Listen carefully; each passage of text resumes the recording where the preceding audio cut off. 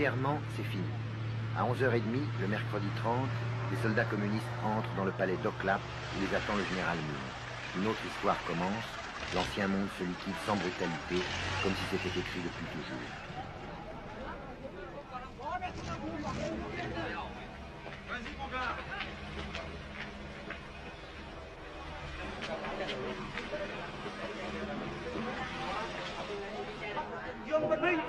Nous avons capturé Gérald Mine, président depuis 2 jours seulement. Restons calmes et disciplinés.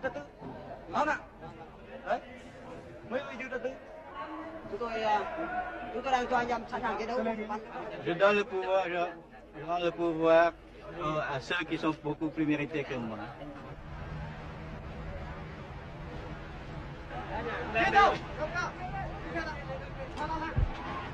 Này, qua cầu AK nhanh lên.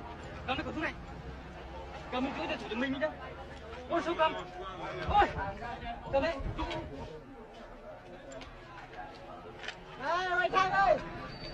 Quelques soldats perdus continuent à tirer.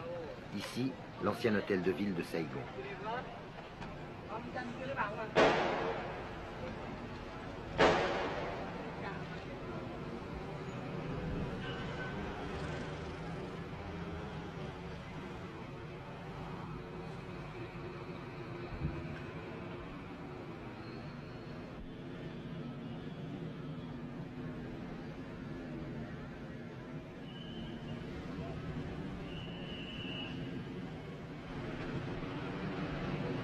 Pour lui aussi, c'est fini. Un colonel des forces de sécurité a tiré un trait sur l'ancien régime et sur sa vie qui ne voulait plus rien dire.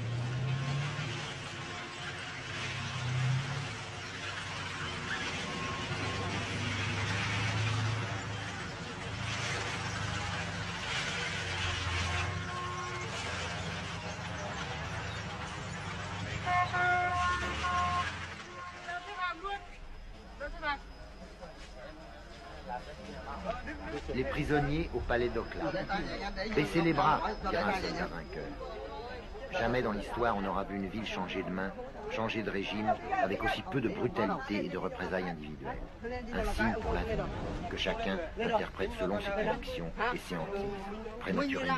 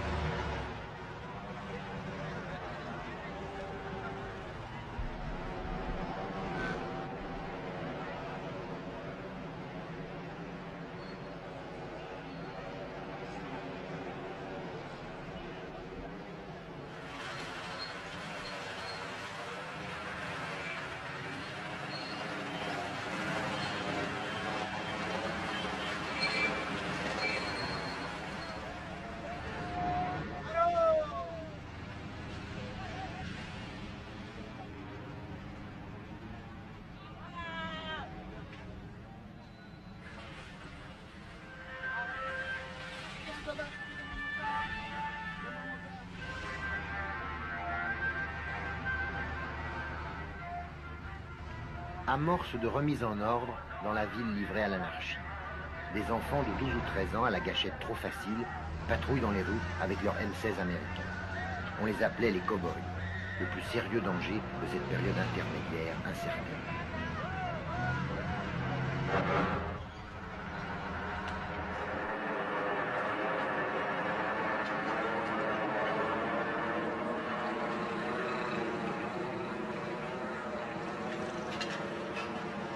Les écoliers, pratiquement et symboliquement, nettoient Saigon de ses ordures passées.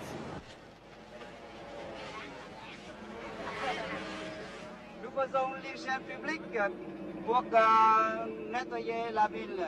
Oui. Qu'est-ce qui vous a donné l'ordre de nettoyer la ville? Mais personne ne nous a donné l'ordre. Mais pas de par nous-mêmes, nous faisons ce travail.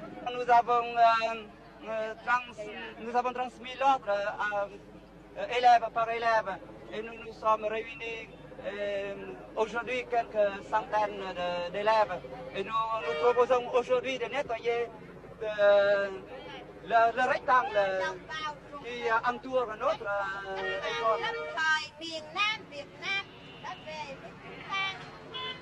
Chers camarades et compatriotes, le gouvernement révolutionnaire provisoire a libéré Saigon et maintenant notre ville s'appelle Ho Chi Minh. Les petits hommes verts s'installent. Ils font connaissance avec Saigon, Saigon fait connaissance avec eux.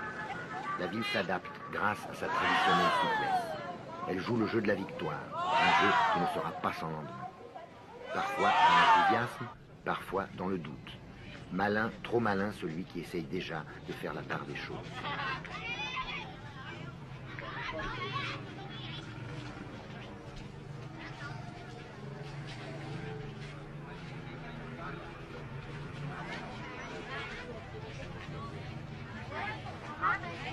Les petits métiers continuent, les 100 métiers comme on. Au marché aux voleurs, les trafiquants vite rassurés vendent aux bodoïs naïfs les dernières lunettes de soleil et les derniers transistors sournoisement rafistolés.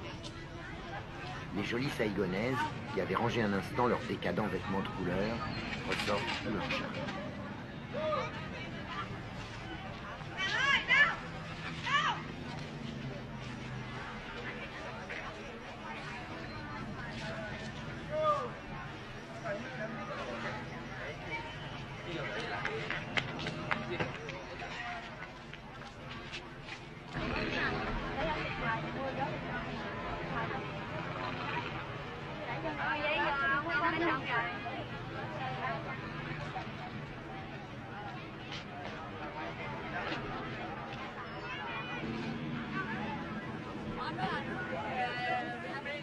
Les motos, nerfs de la vie saïgonaise, ont soif. Des malins vendent de l'essence trafiquée au coin des rues, 2000 piastres le litre. La vie habituelle s'adapte et tente obstinément de durer avec ses petits trucs et ses petites libertés précieuses. Mais on sait qu'elle n'a qu'un temps, qu'un autre ordre, plus honnête et plus sévère, va s'installer.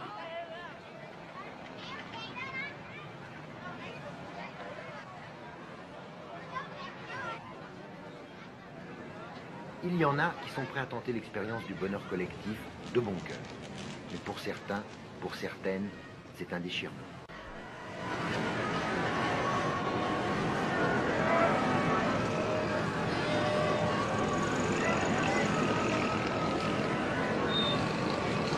Superficiellement, Saigon n'a pas tellement changé. Il y a moins d'essence, mais il fait du bruit que attentifs, il faut des bonheurs, les petits hommes verts, les bodoïs comme nous, sont partout dans la ville. Le climat est pacifique, avec des moments de tension, comme pendant les derniers jours qui ont précédé notre départ. Les combattants du Nord, responsables de la force de frappe révolutionnaire, puis les maquisards du Sud, découvrent une vie tranquille et condamnés à manger mortel et d'austérité dans les jours. Les gens de Saigon s'apprivoisent au son des haut-parleurs qui diffusent assez lourdement des slogans dont personne ne veut.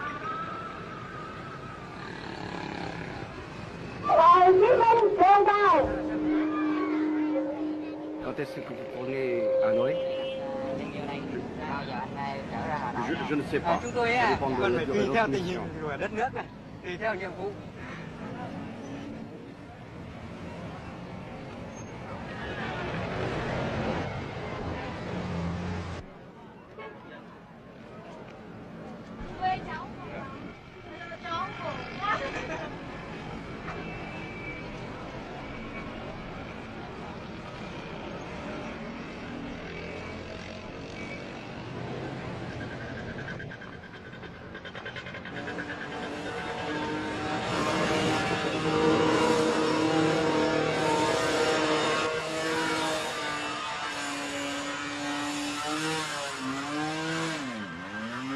Leçon de conduite dans la ville. Les bodoïs rencontrent les choses de l'Occident.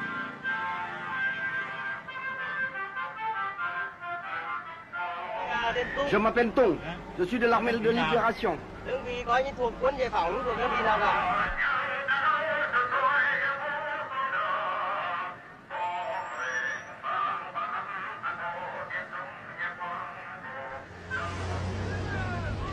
révolutionnaires arrivent à Saigon qui leur fait petit.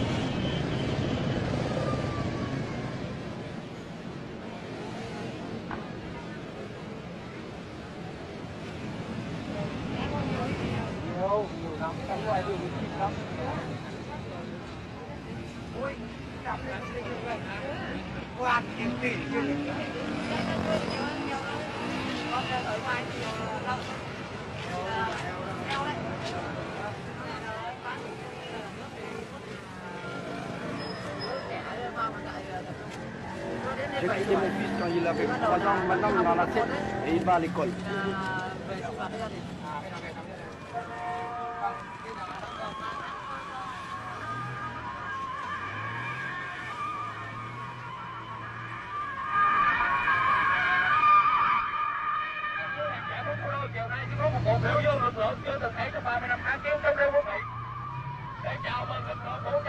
Devant le palais de Clark, partout dans la ville, naissent des manifestations ou des meetings non spontanés. Toute une éducation politique qui commence. Curieux, disponible, les Saïgonais sont bons élèves.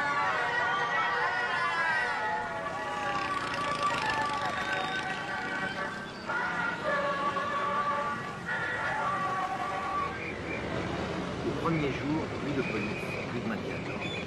Anarchistes par nature, les gens de Saigon en ont profité pour embouteiller plus que jamais les trafics. Les jeunes des comités révolutionnaires populaires essayent de raider la circulation avec un succès relatif.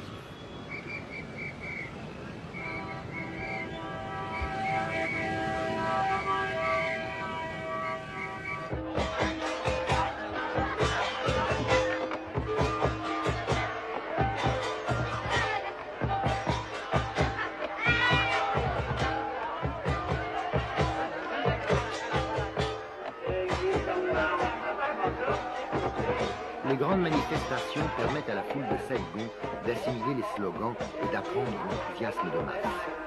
On y ressent le soulagement de la paix, une indiscutable fierté, une ivresse d'indépendance et aussi l'inquiétude d'une nouvelle sorte de vie peut-être trop bien réglementée.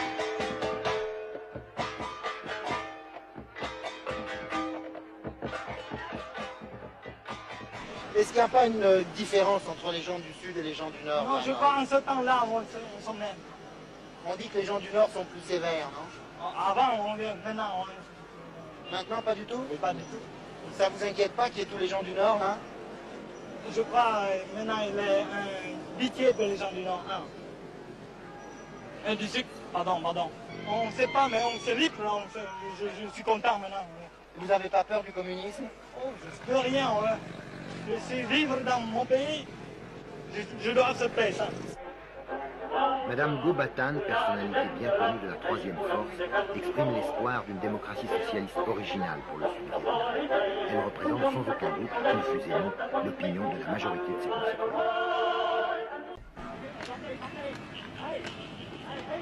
Un geste qui symbolise la victoire.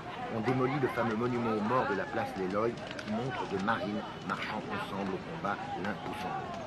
Cette chute, c'est l'humiliation des Américains. C'est le signe de la joie des vainqueurs. Une joie paisible. Ils n'avaient jamais douté de l'issue de la guerre et voilà leur foi confirmée.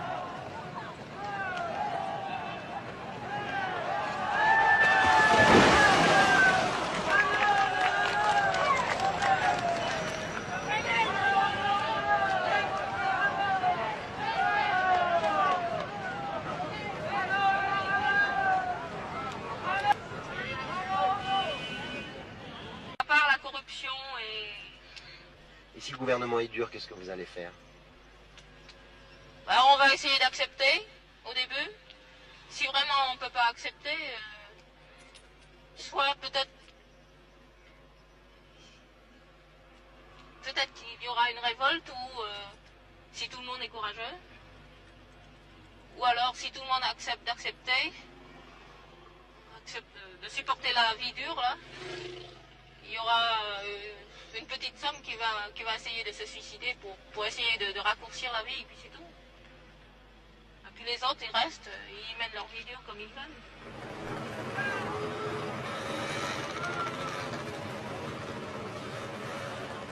Pour d'autres, pas tellement nombreux sans doute, il n'est absolument pas question de jouer le jeu du socialisme, quel qu'il soit.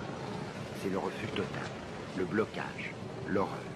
comme pour ce jeune officier qui s'est battu jusqu'au dernier instant contre le communisme. Il n'a pas voulu être filmé.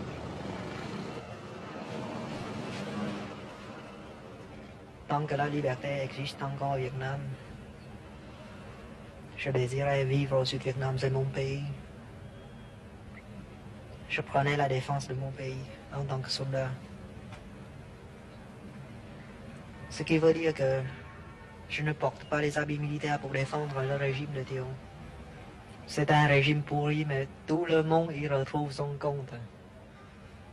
À vrai dire, c'était une mode de vie qu'on a appris à vivre avec. Il y avait beaucoup de liberté dans cette pourriture. Je porte les habits militaires pour défendre mon pays contre le communisme. Je prends la défense de ma liberté, de la liberté de ma famille. Et cette liberté, hélas, ça n'existe plus.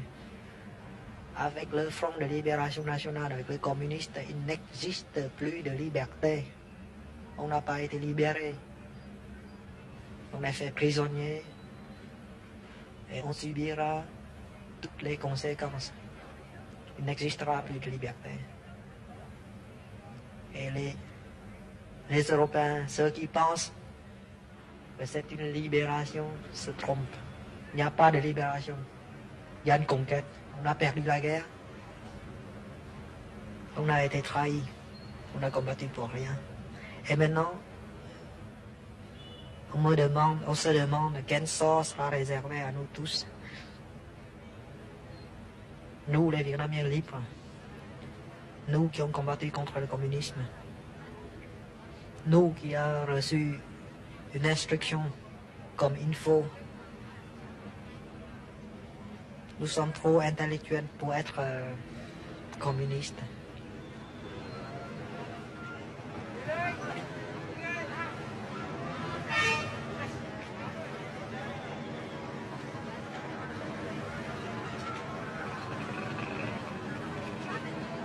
C'est un travail collectif. Et ce qui est important, c'est que ce sont nous qui décidons